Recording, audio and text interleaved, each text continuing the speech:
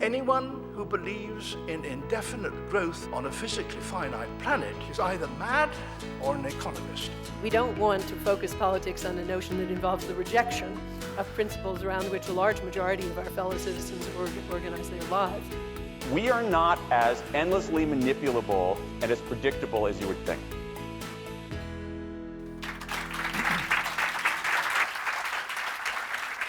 Well, thanks very much, and thanks to everybody for coming.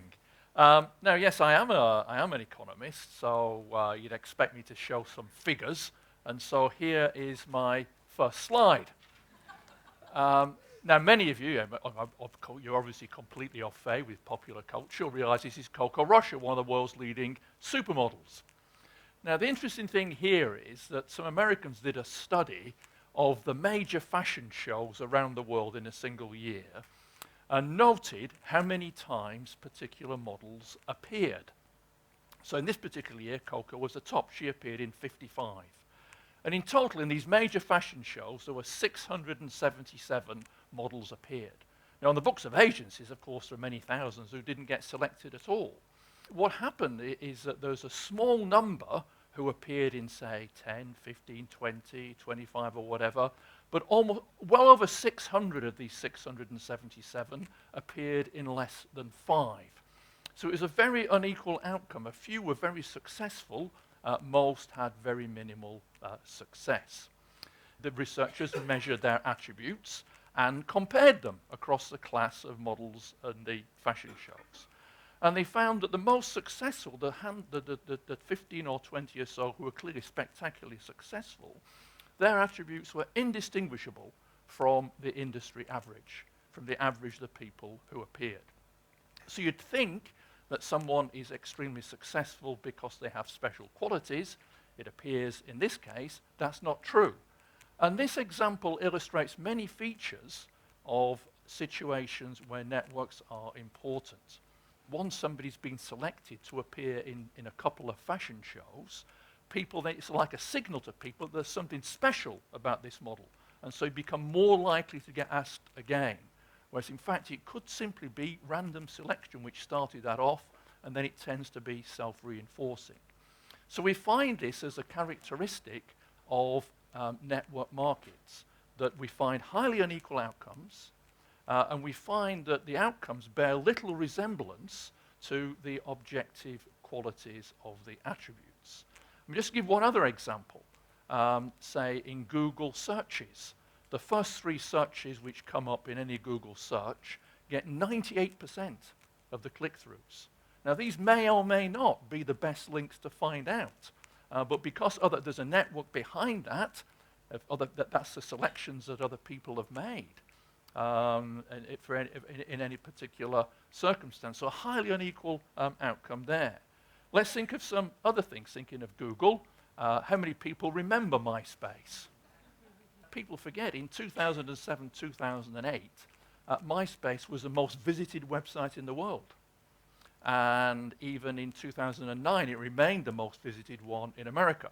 But it rose to massive prominence and then almost inexplicably collapsed. It's not necessarily the case. I say not necessarily. I'm not saying definitively one way or the other whether Facebook is superior in terms of its attributes when it took over the #1 slot. Thinking again of popular culture, this film came out earlier this year. Many of you may not have seen it because it's famous for making the biggest loss in film history. And there are many such things. If you go back over time, the last 20 years, there are many examples of films which have lost stupendous amounts of money. And after the event, of course, it's always possible to tell a story as to why this happened. Whereas, in fact, in films, in many aspects of popular culture, it will simply be a network effect. When people come out having experienced it, they say, well, that was useless. And it spreads by word of mouth on networks, and then revenues collapse, and you're left with a massive loss. Now, the point about many of these, if you like, social network markets of popular culture, these may seem frivolous examples, but just think about the world that we're in. Think about how important, how pervasive popular cultural markets have become, how rapidly they're growing. This is the most dynamic and rapidly growing sector of the world economy. It pervades the world economy. It's increasingly becoming, if you like, a creative social network market economy. Well, let's move on to a more serious example. In 1990, our hooligans were feared. It was a World Cup in Italy. So by construction, they were contained on the island of Sardinia. And the police managed to contain them. Until, after a couple of weeks, the word went round, right, we're going to meet in the main square in Cagliari, the main city, and we're going to have a riot. So in economics terms, the fans assembled, or the hooligans assembled, to gain utility from rioting. They actually wanted to get the benefits of a riot. And confronting them was a massive phalanx of police like this, truncheons, visors, and actually armed with revolvers. And a few people tried to incite them. Some fans would say throw a metal object at the police or run up and attack the police. To try and get these individuals who wanted to have a riot or wanted to experience a riot to act as a mob, as a network, and collectively have a riot. And they failed to incite them. The fans were just truncheoned to the ground.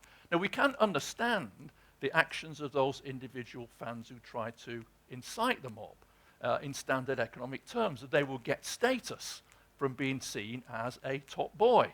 So their welfare, their utility in economic terms will be increased if they could provoke the mob to act. But they didn't. Now, this is a characteristic of many network situations, that a network can receive many shocks, many stimuluses, to which it is robust, to which it does not respond. These shocks, these stimuli, don't go very far. They don't travel very far.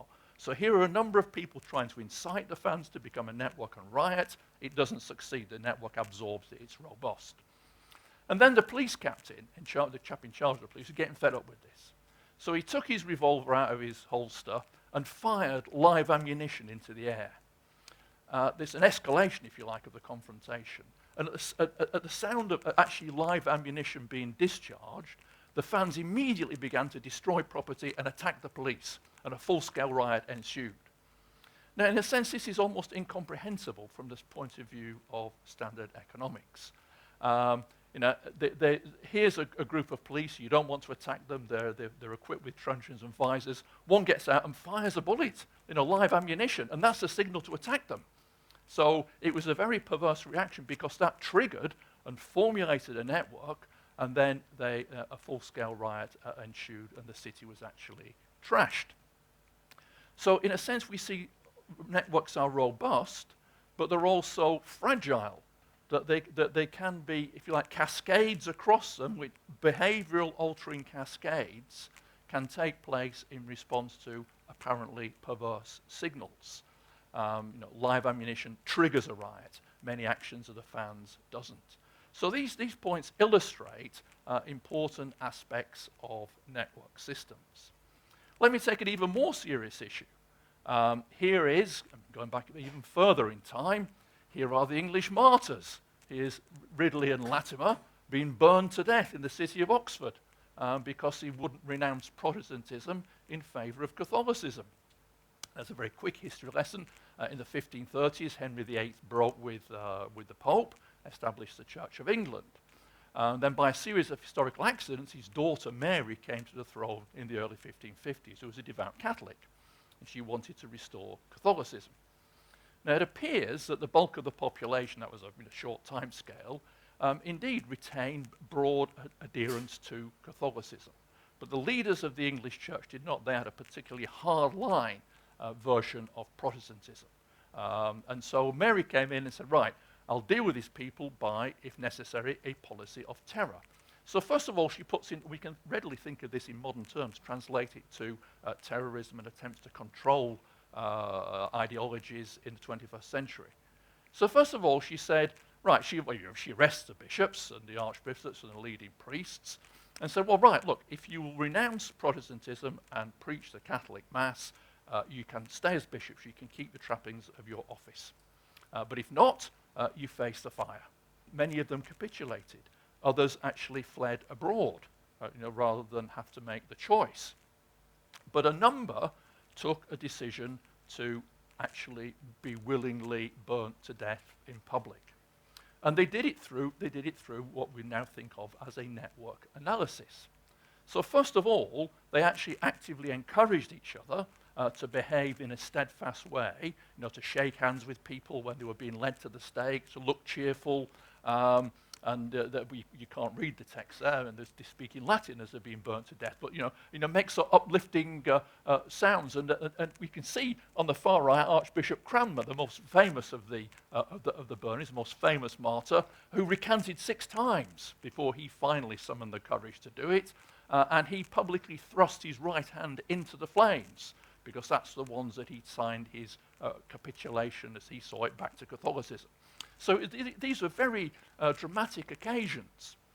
But the way in which, we know that eventually it didn't work, because even as Mary lay dying in the summer and autumn of 1558, there was a persistent and willing supply of people willing to be burned and to spread the message, because there's contemporary, very extensive contemporary documentation showing they did it because they believed by putting up a good show and being willing to do this, this would actually restore people to Protestantism and spread the word and convert England to Protestantism. They deliberately behaved in this way to spread across the network of the population. These were famous people. Many people turned out. And 6,000 or 7,000 was a typical crowd to watch a public burning. You might think that's not very much, but in the context of, say, contemporary America, that's nearly 1 million people coming, so you can see how word of mouth would spread it. And in the end, they were successful. But they might not have been, because only about 150 years ago, previous to this, there'd been another proto-Protestant outbreak in England of the so-called Lollard heresy, which had indeed been suppressed by a very small number of burnings. But Mary carried out 300 and it failed. So we can readily see the parallels. You can think of the parallels yourself with contemporary ideologies and terrorist movements and how these are contained. But think now from networks to the financial crisis and how the economy operates. It seems to me absolutely impossible to understand this unless we think of it from a network perspective. And incredibly, in 2008, prior to the crisis, the models which central banks use, which regulators use, which finance ministries used, prepared by economists, did not have any network element in them. They didn't consider the possibility of cascades across these networks may completely undermine the system. Debt was obviously a major problem in the crisis, and it's still a problem today. But the level of private debt, relative to the size of the economy, had already exceeded its previous historical level in 2001. Its previous record was in 1929, immediately prior to the Wall Street crash and the Great Depression. So people knew it was a problem, but yet in 2001 it had gone above that level, and by 2007 it was way above it. So it was historical record highs. And the banks paid no attention. In June 2007, they were still happy to lend. By the middle of August 2007, they had stopped, and there was an interbank crisis, and LIBOR shot through the roof, the London interbank offer rate. Now, nothing had happened. There's no smoking gun. We can't look back to that period and say, yes, there was a major event which actually clearly shattered the world economy. Nothing of import happened. What had happened was, from the banks having on their network being optimistic, believing that each bank could repay itself, repay the debts, repay the loans, they suddenly stopped believing, even though very little had changed. And that was a harbinger of the crisis, which happened a year later with the collapse of Lehman's. Now that was a problem for network effects, because here's a bank, it fails. Now, when it failed, the Federal Reserve in America suddenly realized, the American authorities realized, this could have a cascade effect on a network. The regulations hadn't specified that. They'd simply looked at the viability of each individual bank in isolation. But now when one fails, it was going to have a knock-on effect across the system and perhaps bring a whole cascade of banks down, exactly as it had done in the 1930s. Now here's an example of the role of contingency and chance in human history. The governor of the Federal Reserve at the time, I'm not saying he's got a perfect record, but he behaved very well here, Ben Bernanke, was an economic historian. And he specialized in the Great Depression of the 1930s. He realized what mistakes had been made in the 30s, and we couldn't have another massive run on banks, and prevented that. So there's one aspect. And just a final point on networks and the current situation, with more and more mention of this in the press. By and large, the corporate sectors, the non-financial corporates, the big corporates, both here, the rest of Europe and America, have actually restored their balance sheets from what they were in the recession of 2008, 2009. They are now liquid, they are now profitable, and they are sitting on piles of cash. The major UK corporates are sitting on cash at least equivalent to half Britain's national output. Now, the reason why we've got a flatlining economy, the reason why we're not pulling out of recession, is that the big corporates are not spending. They're sitting on this cash because they're nervous. And it's a question of a network effect. They look and see what everybody else is doing. They form these opinions, and they say that sentiment across this network is at the moment pessimistic. So everybody's holding off. And at some point, a few might start to spend, and that may or may not trigger the network into a series of optimistic views. You know, the network may be robust with respects to stimuluses to try to get it to be more optimistic. But at some point, that will happen. At some point, the corporates will collectively, across that network, their opinion will be altered by the behavior of others. Some will start to spend, and that will trigger an avalanche of spending. So at some point, we'll see the network being fragile. But in this case, it's a good thing, because we'll turn their collective pessimism into collective optimism. So at some unpredictable point in the future, that will happen, and when they do that, we'll see a very rapid growth for a few years, exactly as we did in the 1930s. So here are just some examples of network systems: popular culture, containing a crime, hooligans, ideology, the modern economy. These are pervasive, and we have to see the world through the lens of networks in order to be able to design and think about better policies for achieving our ends, whether it's in the public or whether it's in the corporate sphere. And unless we see the pervasive role of networks and the profound differences they make to how the world actually operates from the conventional view of economics, then we really won't get very far in having successful policies. So on that note, I'd be quite happy to take any questions. Thanks.